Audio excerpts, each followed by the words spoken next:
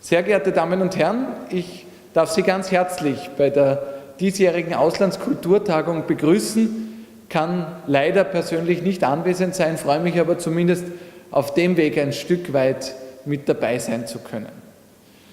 Sie wissen, wir sind in Österreich ein eher kleines Land, aber wir sind eine umso größere Kulturnation. In Österreich arbeiten unzählige Menschen im Bereich der Kultur und der Kreativwirtschaft und es gelingt uns Gott sei Dank, all diese Arbeit in die Welt zu tragen. Ich möchte mich ganz herzlich bedanken bei allen Mitarbeiterinnen und Mitarbeitern im Außenministerium und insbesondere in der Kultursektion für all die Arbeit, die hier geleistet wird, um österreichische Künstlerinnen und Künstler und da vor allem natürlich Junge im Ausland zu unterstützen.